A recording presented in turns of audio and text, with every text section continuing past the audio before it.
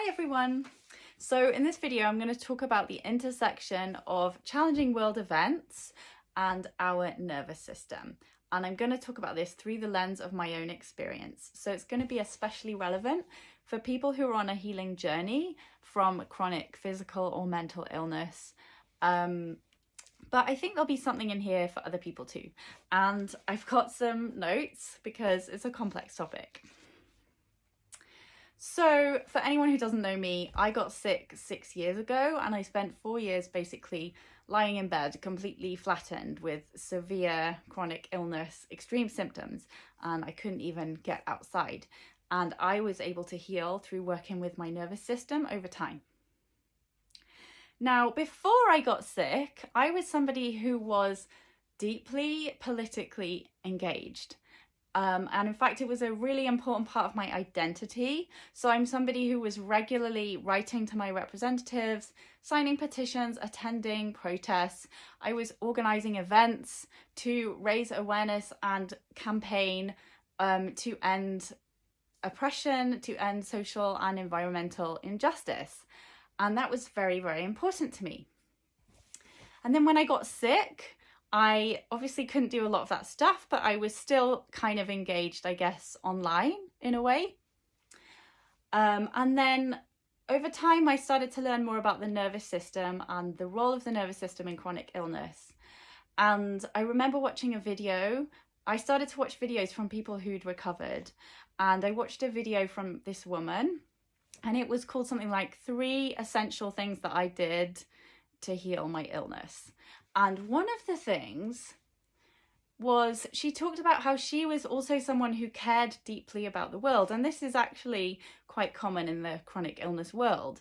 Many people with illness are people who care deeply and, you know, have sensitive systems, I suppose. Anyway, this woman talked about how she was very involved with organizations like Greenpeace and Friends of the Earth. She was on all these mailing lists and newsletters, and one of the things she had to do to recover was to completely separate herself from everything political. So, you know, unsubscribe from all those emails and completely stop watching the news and everything like that. And when I heard this, I was like, wow, something about it really spoke to me, really struck me. And I thought, gosh, if I was to do that, who would I be? Like, there was almost a bit of an identity crisis. Like, if I can't be out there fighting against injustice in some way, who even am I? And there was also this feeling of like guilt and shame. Like, am I a good enough person if I'm not speaking up for injustice and contributing to the fight against oppression?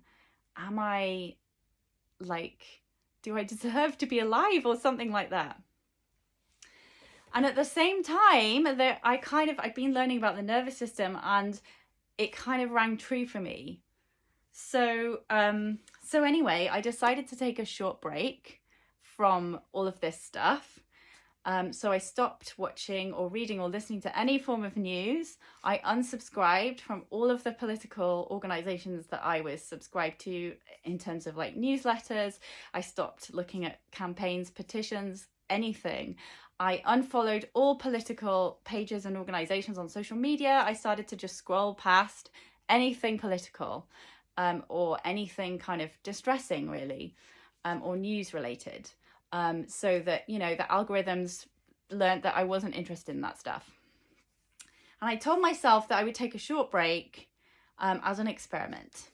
And in that time, I was moving more towards a brain retraining approach to healing. So I was surrounding myself with things that felt nourishing and good and supportive instead. And this short break actually became 2 years. So for 2 years, I removed everything political, all news and everything that felt distressing. And I only did my best to only surround myself with things that felt good. Now, so some people on Instagram, I've seen some people saying, if you are spiritual, you should be keeping your heart fully open to the violence that is happening in Palestine. And I just want to say that no matter how spiritual you are, you have a human body and you have a nervous system. And your nervous system has evolved to work in a certain way. It's evolved to keep you safe from attacking lions and predators. And the world that we live in now is a bit different to the world that we evolved for. So we didn't evolve for this world of like constant information and news bulletins and screens in our pockets. And our nervous system developed this freeze or shut down response when things feel too much distress, it's too much to cope with. So when there's a state of chronic illness, severe chronic physical or mental illness that is hard to treat, often at the root of this, or at least as part of this, there is a nervous system that is stuck in a freeze or a shutdown state. Now, if you're a healthy person, the chances are that you can move into a freeze or a shutdown space and move out of it quite quickly. But where there's these illnesses, there's this stuckness that can sometimes be there for a very, very long time. And it is possible to move out of this. And the way to move out of it is to really communicate safety to your nervous system in any way that you can. And that means removing all sources of distress and additional stress that it is possible for you to remove. And it means really dialing up and inviting in anything that feels nourishing, soothing, calming, that gives you those feel-good feelings, the warm fuzzies, safety, love, care, all those things. And yes, it is a privilege to be able to do that. Not everyone is going to be in a position where they're able to create this bubble of safety. But most of you watching this will be in that position. So I want to say, if you have that privilege where you can cut out unnecessary distress and you can dial up that safety and calm, and you're someone who is dealing with long-term chronic stuff, please use that privilege. Please take this action, remove yourself from the distress and dial up the good stuff, because we need you. We need you well. The world needs you well. We need you well so that you can become a voice for those people who don't have those privileges, so that you can become a voice for change. So a friend of mine made a post a while ago, and he said something like, if you're not talking about Palestine, you are in an egg. Like, you are kind of hiding behind this shell. You're not fully out in the world. You're not a fully kind of evolved human. And when I thought about this metaphor, I actually quite liked it. I actually prefer the word cocoon. So I want to say that there's no shame in being in a cocoon. Like, if you need to be in a cocoon and to not fully engage with the world and to protect yourself in order to heal, there is no shame in doing that. In fact, it's the best thing you can do for the world. If the nervous system is stuck permanently in a threat response, then it needs a cocoon in order to slowly move out of that freeze response and slowly move towards regulation and flexibility and movement. So when I saw this post about the egg or the cocoon, what I thought about myself was, you know what? I don't need to be in a cocoon anymore. Like, I have found enough resilience now, and I don't want to be in the cocoon anymore. I want to be out in the world. I want to be fully engaged. I want to be taking action to end oppression, to end injustice. Now, I choose not to spend a lot of time watching distressing video footage because I know my own nervous system, and I know that I'm actually a better activist if I don't spend too much time watching that stuff, because I know that I can easily enter that freeze state where I am less likely to take action. So what works for me is that I do learn about things in Palestine or other situations But I mostly learn through reading articles, listening to podcasts, listening to interviews with experts or people that I trust around this issue or whatever the issue is. And most importantly of all, I take action. So, it's not even necessary to watch a lot of distressing videos in order to take action. So, taking action can be donating regularly whenever financial circumstances allow it. It can be, signing petitions, writing to your representatives, boycotting organizations that support, for example, the Israeli military. So let's say you're looking for a new computer or a phone. You might choose to not buy those from HP or Siemens because they both support the Israeli military. If you are in the UK, you might choose not to bank with Barclays because they're bankrolling the Israeli military. So things like that are relatively easy and relatively low-key on the nervous system.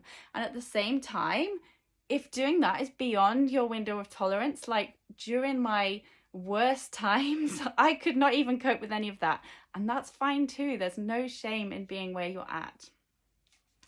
I also spend time every day visualizing peace in Palestine and all around the world because I believe, based on my own experience, that is incredibly powerful.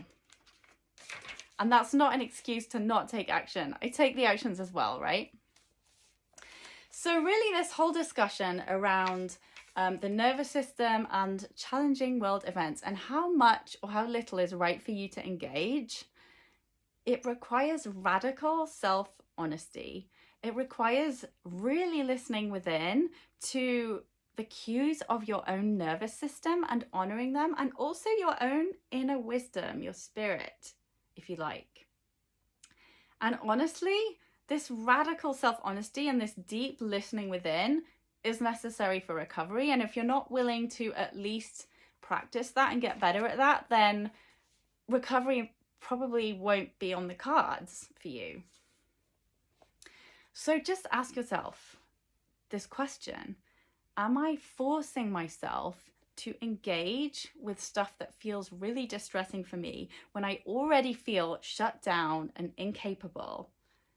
Am I forcing myself through shame and guilt, through not valuing myself as a human? Or on the other side, am I holding back from engaging? Am I using my nervous system as an excuse? Do I actually feel resilient enough to engage and I'm not doing it? Do I actually feel pretty good right now? Do I have spare energy that I could be directing into actions to end oppression and injustice? So also, if you're shaming people for not engaging with Palestine, for example, please don't do that, because you never know what people are going through, and we need more compassion and less shame. So just ask yourself deeply, what level of engagement feels right and true and honest for me right now? Do I need cocoon time to nourish my nervous system so that I can come back more fully and speak up better in the future? And, if you're a healthy person, you might need cocoon time too. That's fine. You might need like a few days here and there. You might need a week or two. If you're someone who's dealing with chronic illness, you might need longer, like I did. But please take the time you need, because we need you. The world needs you in order to create the beautiful world that I believe is possible, where there is peace, where there is harmony, where there is joy for all beings, where there is freedom. We all need to be well. We all need to be resilient. And that comes from honoring yourself. So take time when you need it and step in when you can.